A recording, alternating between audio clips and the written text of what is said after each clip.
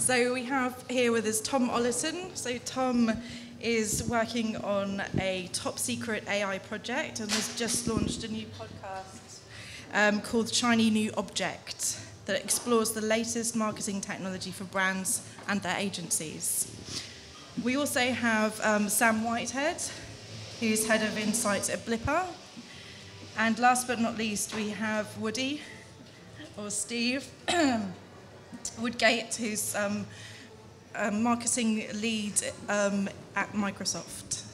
So today we're going to be looking at creative AI as opposed to kind of targeted or programmatic AI. We're going to be looking at the opportunities that creative AI are posing for the agency world and also for brands, but also looking at the pitfalls and future casting or future gazing into what AI could actually mean for the creative industry at large.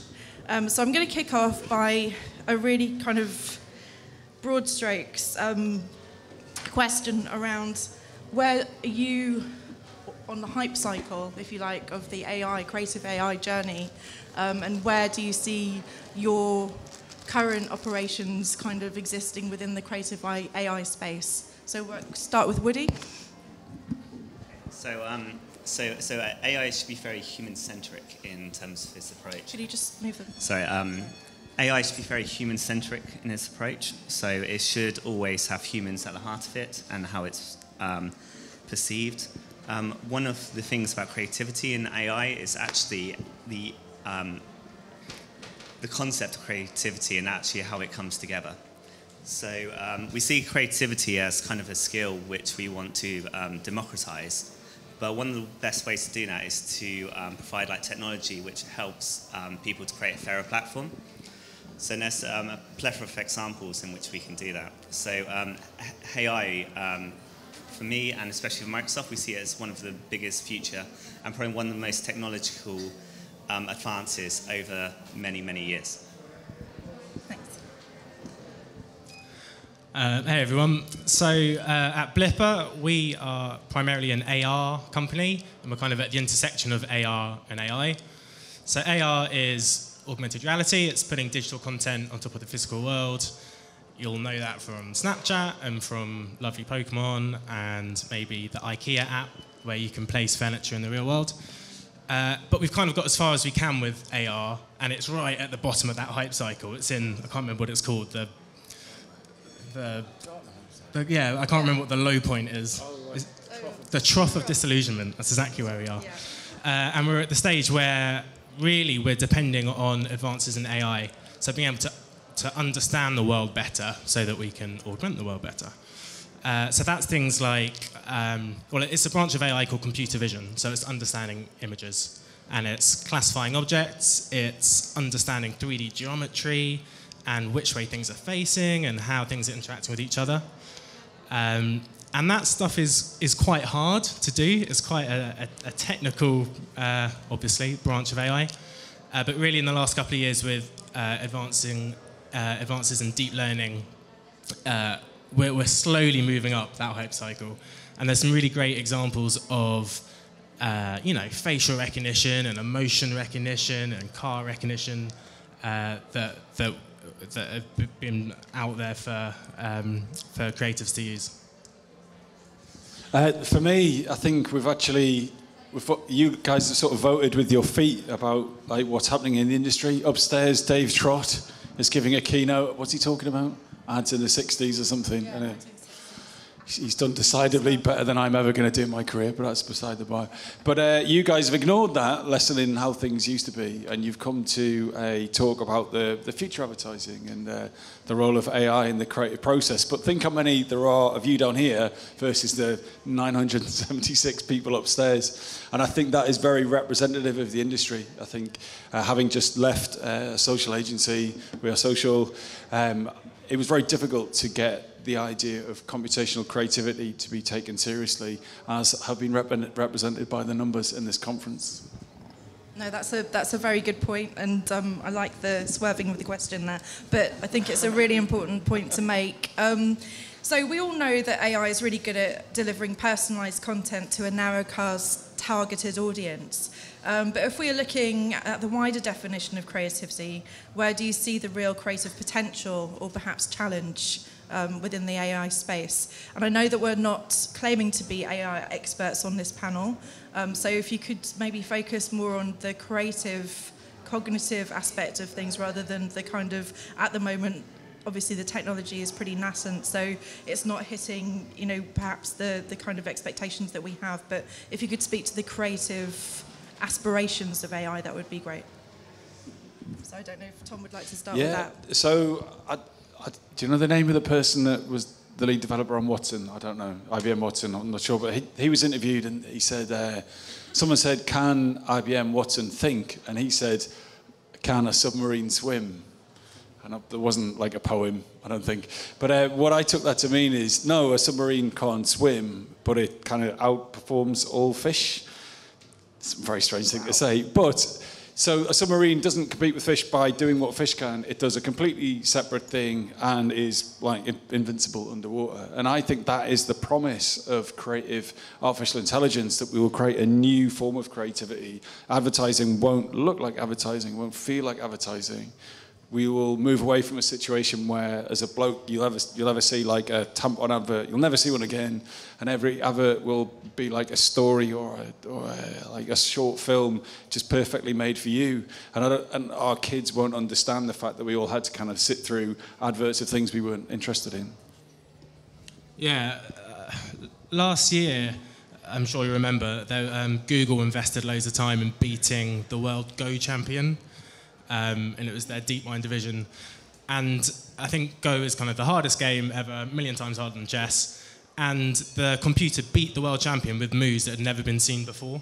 And to that point, it's totally different. It's not doing what we're doing and just adding 10%. It's a totally new approach. And AI doesn't have emotion. It doesn't have a sense of humor. It just has a load of data that it crunches and is really good at spotting patterns that deliver the outcomes that we're trying to get. But do you think that the emotional empathy button will exist in 10 years' time? Is that part of creativity? Yeah, for sure. I don't think it will be there in 10 years' time.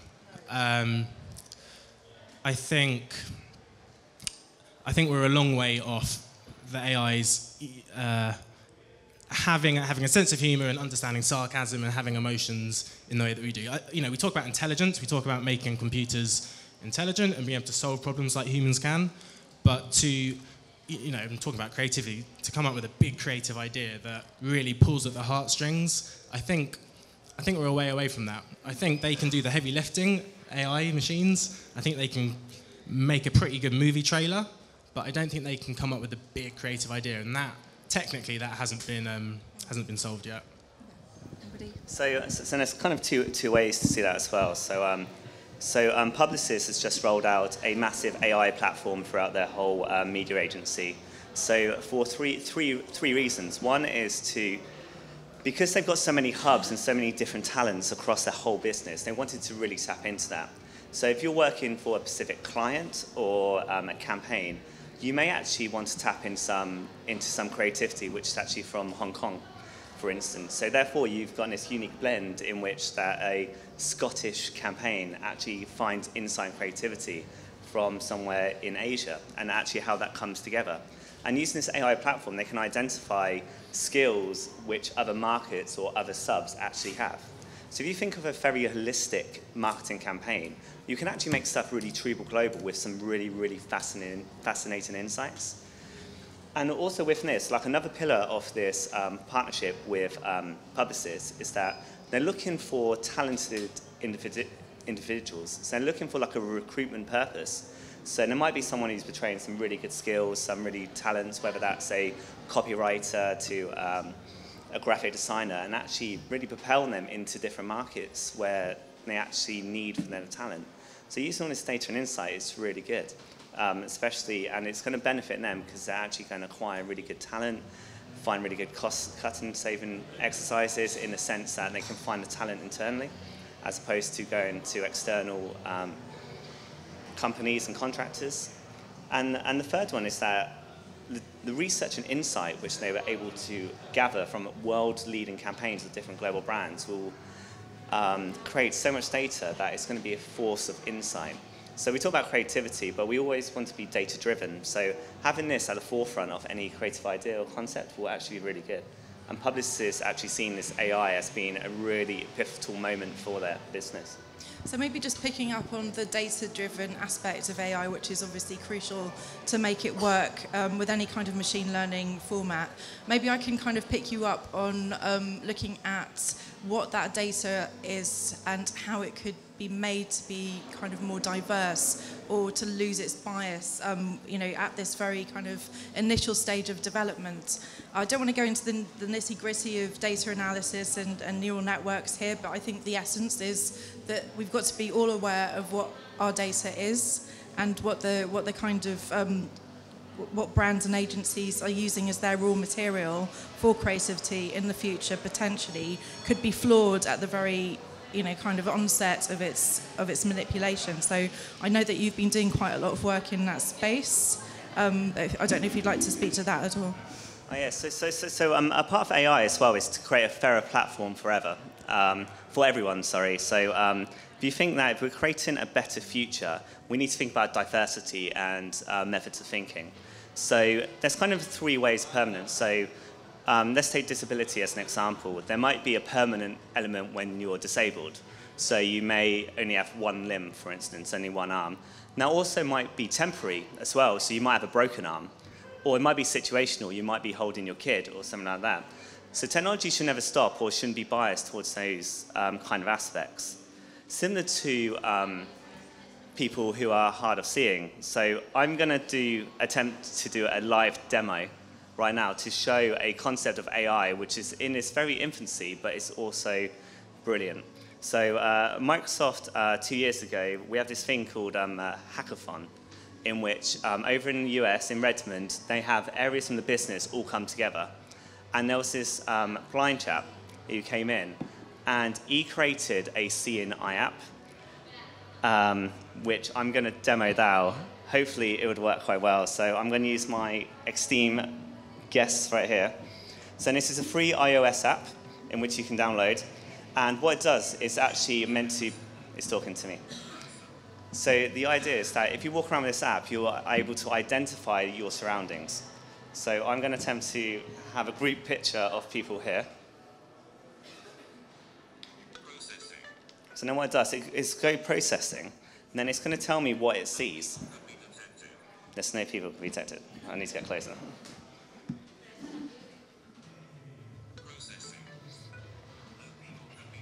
Yes, it's annoying. Demo gods.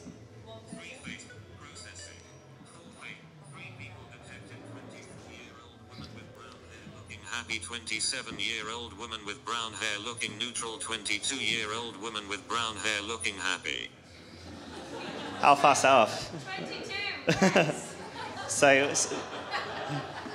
So for most people didn't hear, that's a 24-year-old with brown hair looking happy, a 27-year-old woman with brown hair looking neutral. We have a little neutral on this. And 22-year-old woman with brown hair. But if you think about this is kind of like the first irritation of someone who's hard of seeing actually seeing the world around them. So if you think about like printing a sound 3D map, people can walk around and actually identify what are shops and say. And if you think about this in terms of creativity campaigns, suddenly someone who's hard of seeing or blind can kind of comment on book design, for instance, or what a film looks like, or graphics. And if you think about this in 10 years' time and the data and the application we can do, it's pretty impressive. There's also in this, which is a free app, so I highly recommend you download, and it's a lot of fun as well. I'll turn it off now. There's a thing called short text, which picks up writing. So if someone who's hard of hearing wants to order from a menu, they don't have to ask for someone, and sometimes they're shy or different bits. They can actually use this app and read the menu. So if you think about that in terms of creativity of a blind person analysing the latest novel, for instance, and actually reading it as opposed to using an audiobook and that kind of concept, that's kind of see where I think AI has a specific skill set in the creativity process. Thank you. That was great. I mean, I think that sort of just as a response to that, if I can play devil's advocate slightly here, I guess looking at the first part of the title of the talk, which is Pitfalls of AI, my retort to that would be, you're obviously working in a very receptive environment for AI-enabled platforms, but the way that I look at it at the moment within the industry is that there's a lot of negative emotion around around AI itself that's perhaps getting in the way of the machines and predictive analysis and its full potential. I mean, in other words, do you see the potential shift away from the gimmick to the strategic as realistic? And I'd like to put that to Sam and Tom, just as a response, perhaps for a different angle. Start, Sam? Is that a bit of a tricky? No, yeah. Bring it on. Bombshell. I think definitely we've seen a lot of gimmicky stuff until now. And I think the way that lots of AI has been incorporated in creative is specific APIs that you can use. So you can use Microsoft's like face recognition or emotion recognition. Blipper's got a bunch of car recognition and flower recognition. And there was a really a nice kind of tactical campaign where the latest Transformers movie, there's a big billboard and it looked at the car you were driving and it said, "Your Toyota Prius is an Autobot," because it recognised the car. Yeah. And you can do that off faces, you can do that off cars, you can do it off whatever. But it's kind of tactical, it's kind of headline grabbing. And I think at the moment, AI is much more strategically used in the kind of data analysis, programmatic, personalization side of things. Things like chatbots, things like customer service. It's perhaps not so sexy and creative at this stage. But it works. It's case studies, isn't it? Yeah. I mean, lots of the really creative AI that I've seen, I listened to some AI jazz recently. Really bad. Really bad. It's called deep jazz. And yet, there were bits of it that were not that bad. They were kind of 4-bar, maybe I'm a bit of a snob, kind of little segments that were passable, but as a whole piece, it just didn't work. No, and you get that with AI film, with AI movie trailers as well. Yeah. But it's quite frustrating because, back to my submarine point, when you try and get AI to replicate perfectly what a human does, it's shit at it. There's a thing upstairs as a guy, I don't fully get it. It was like little cars on the floor with a pen, and they're just drawing random shit all over the floor.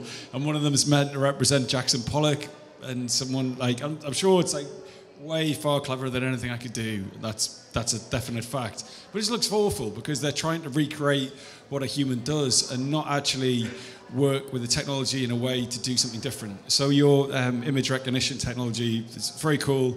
The way that my secret project has been using it, working with the LVMH group on a beauty brand.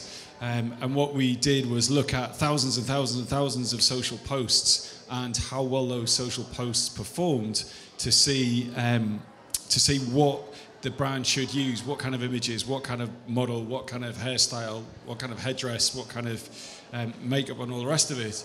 So we were able to go back to the brand, do a shoot and work out based on literally hundreds of millions of data points what should go into a social post. And we've managed to reduce their cost per engagement by about 95%. So there's no way that a human would go through and look at 6,000 images with a pen going, that person's looking to the left, she looks unhappy, she's wearing a red top. Just would never happen. They're probably hungover and they'll look at 3 pictures and do what they were going to do anyway. So it's not about trying to make a robot draw or trying to kind of replicate a jazz. I think that's really missing the point. What AI can do is look at a vast data set to produce insight that you couldn't possibly get otherwise. And it can also produce content at a volume that no human could get anywhere near, and it can optimize it in 0.1 of a second. So we're about to embark on this new future of advertising, which unfortunately isn't little weird robots drawing circles on the floor. No, well it's not, is it? I mean, it's very true. I've just finished reading The Prediction Machines by a couple of economists, and they've made that point precisely, that as soon as you start driving down costs and making automation and prediction, the function of prediction within AI, passable on an economic level, then the threshold can be crossed into the creative. So I don't know, from your personal sort of experiences within the industry, do you think it is a question of getting buy-in from top-down CEO level, or is it about forming a bottom-up new creative motivation and emphasis? Is it, where's the groundswell as well? And is it a question of the kind of generational divide? Is that still an argument within technology? I mean, this is a fairly, obviously be careful how you answer, but which way is it going to make the change into the creative space? Does it need CEO buy-in, or is it about building up from the bottom up within the creative space? I don't know who'd like to take that first. Would Sam? I think if you've made it to CEO, you should have a pretty good kind of hold on what AI is and how it's going to be used, especially in tech, especially in advertising. I don't see senior kind of C-suite directors as a blocker. And I think they're much more likely actually to bring about change than some junior kind of graduate who, may know a bit of AI but won't have the power to force change. Honestly, do you think so? Because aren't CEOs of ad agencies just going to protect the status quo, right? Like they've had, that's my experience of all innovation, is that if you get to people at like a director level, 30, 35, 40, they've made a career on kind of repeating a process and getting really good at it. Like that's what directors do, right? That's why you pay them the money.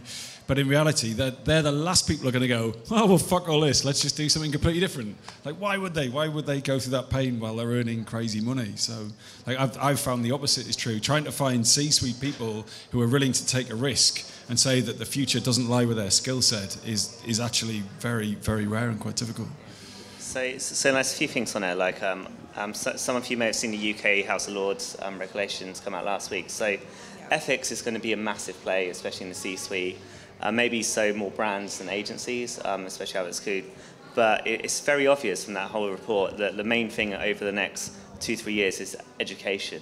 Like there needs to be a simplification of how AI is understood, how it's adopted, how it can actually help problems, societal problems, environmental problems, as well as like brand problems as well, and actually how it can actually get to the core. I believe that it's going to be influenced from the bottom up, just because of all the digital skills that's going to be implied. So if you think about the computer science, for instance, in 5-10 years, actually AI could actually do a bulk of that lifting. So suddenly, technical jobs may... Sorry, a bot that... I didn't catch the last bit. A bot that they could invent a bot that...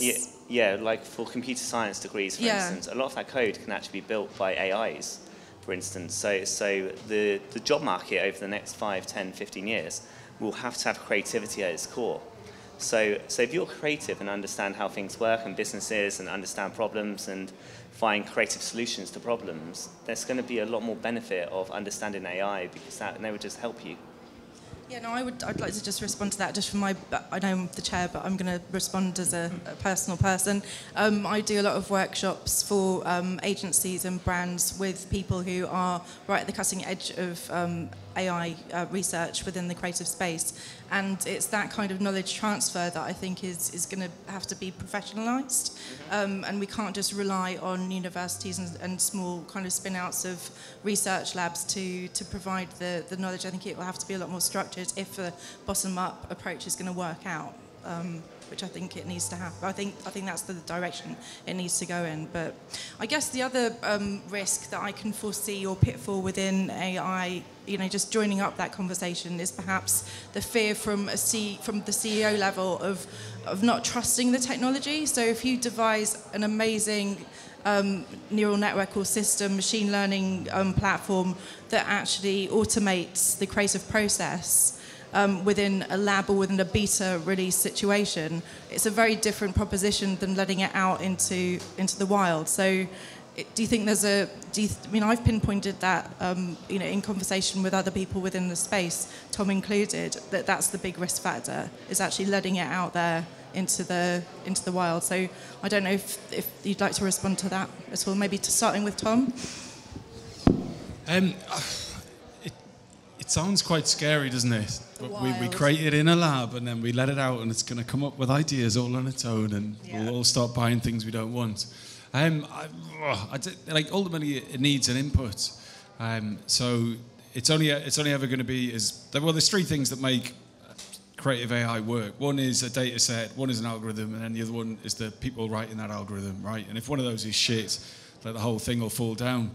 So I don't know, unless you've got like an incredible skill set across like all three on incredible data, then I think we're safe. I think the opportunity really lies with I haven't really got a smart name for it, but it's creative AI ideas. And I think a really good version of that was I can't remember who the agency was, but there was a campaign for Gordon's, and it was targeted at customers on the train coming into Waterloo, and when the trains were late and I think the temperature was over a certain temperature, it triggered off this thing to ping all the people on the train an SMS saying, or go and get like a 2-for-1 gin and tonic at the bar in the station. Pay with your delay. Yes. Pay with your delay, thank you.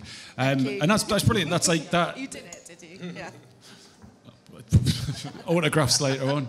There you go.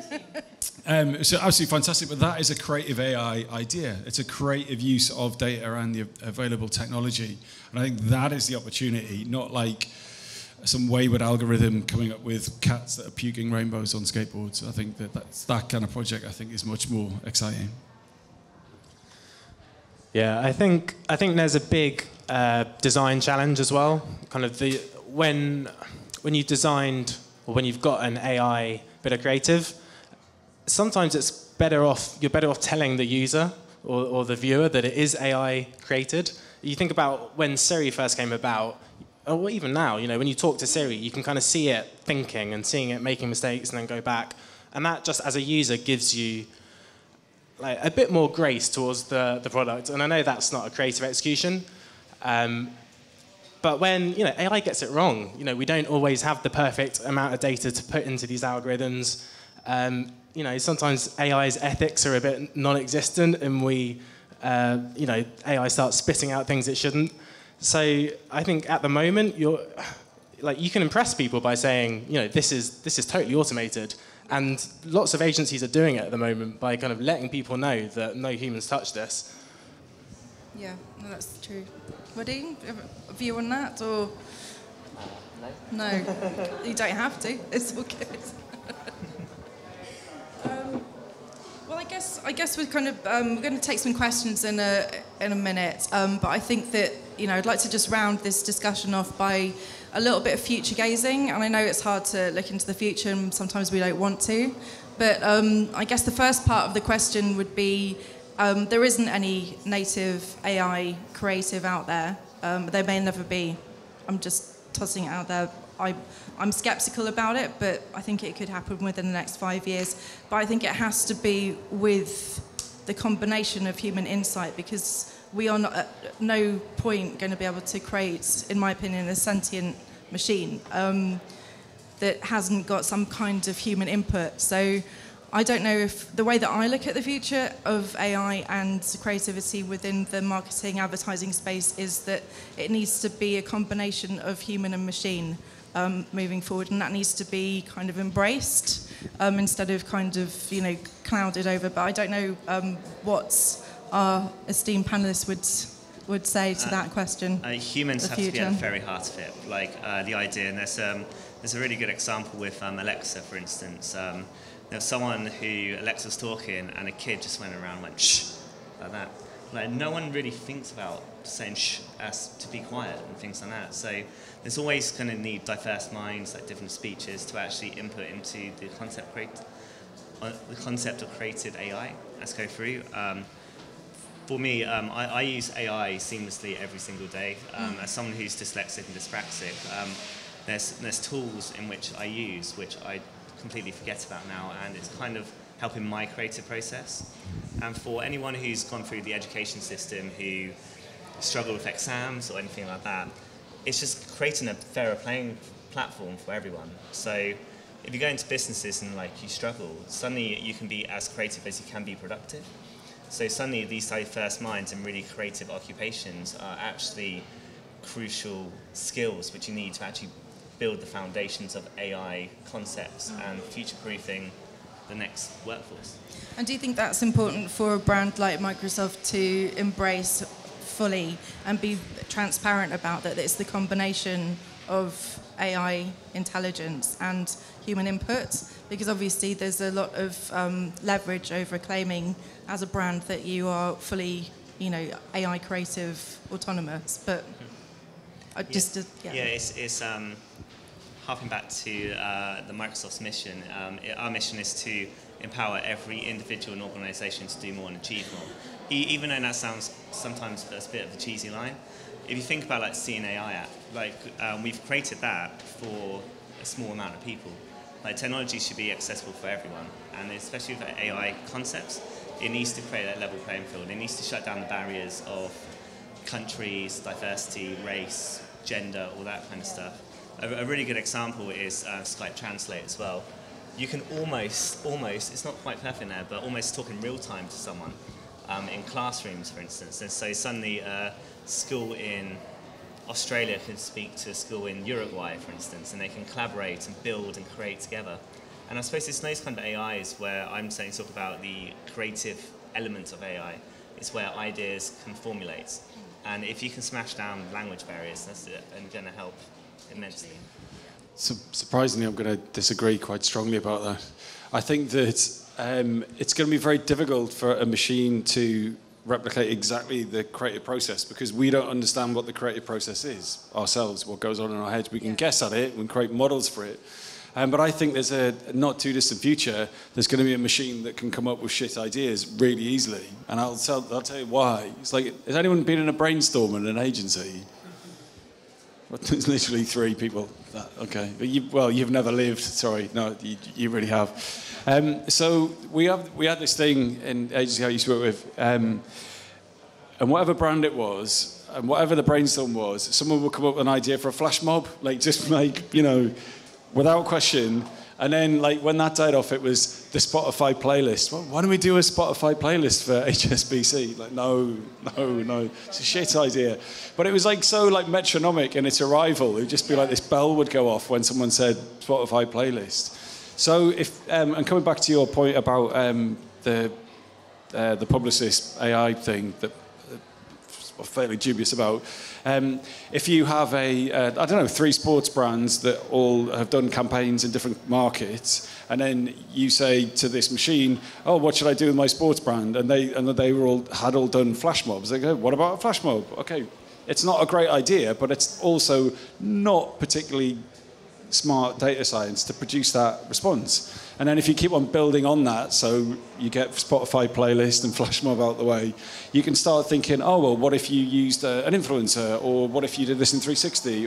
So I think having an AI that encourages the creative process to come up with the obvious ideas will be brilliant for agencies, because part of the creative process is getting the shit ideas out of the way first so you can actually get to the good ones. And that isn't far off. That's a good counter to Woody's point. I think this is definitely a murky area that causes a lot of. I think people are definitely taking sides over this, and any kind of progress needs tension. So I would celebrate that. I don't know if you'd like to speak to that, Sam. Yeah, I think we're still at the stage where humans are totally instrumental into any kind of creative delivery of AI. I think, just as you said, Tom, AI can come up with ideas, it can do the heavy lifting, it can do the kind of replication, but it still needs a creative director to be like, no, maybe I'll get my team working on this. Yeah. Thoughts? If you're after a big idea, then yes. But I think the big ideas are on the way out, and I think the future is lots of small, very personalised ideas. So the reason we have big ideas is because they're really efficient when they work, right? So think about, Guinness horses. That's a You know, it still means something 30, 40 years later. But how many quote-unquote big ideas survive the media budget being pulled? Like, very few. Like, how many great big ideas have you seen in advertising? Shout one out for the last 12 months. Like the Nike thing, the London thing. You know, it's not like everyone's going, no, but there's this great idea. They're mostly shit. Like, honestly, like, let's be honest with ourselves. The creative output of most creative businesses in the advertising space isn't that great. But everyone's looking for that big idea, that big hit. Not everyone can win it, can. So, but I think what AI can do is ignore trying to come up with a big idea and come up with small, personal ideas that are right for everyone. So if you're a yoga fan and you're a fishing fan and you're a Salvador Dali fan, you get your own creative that's based on the data that's available about you, instead of trying to write one amazing big creative idea that nails it for everyone. What's more feasible? Lots of small ideas that are based on data, or nailing one kind of John Lewis Christmas ad that's right for everyone. I'm going to calm down now. Sorry. I guess the issue with that is for millions of personalised experiences, like there is no review, right? And there's the whole creepy to useful continuum that, like, look at Facebook. Facebook is struggling so much to know what to do with its facial recognition. It's got the best facial recognition in the world. Like, they told us all that they knew us. They pulled it a year later because everyone freaked out. They then tried to get it through EU law, and they just don't know what to do with it now. And now every time I open Facebook, there's a new GDPR thing. So I totally agree. AI is going to be huge for personalisation, but I would want a creative review and things going out live, definitely for the next 3-4 years. Gatekeepers yeah, for sure, place. for sure. Okay. Humans has to be at the heart. So. But think about self-driving cars, right? Like, there's no one at Tesla who signs off the route from Huddersfield to Newcastle. Right, where do we turn? What do we do at this roundabout? And like, that doesn't happen. What they've done is signed off the algorithm that keeps a human alive, right? And that everyone seems to be perfectly-ish happy with that. So I'm pretty sure that if we can let robots drive people around, including small children, the direct line, personalised insurance campaign is probably all right on its own without a creative director. Yeah, I mean, it will get there for sure. But that's a few years away.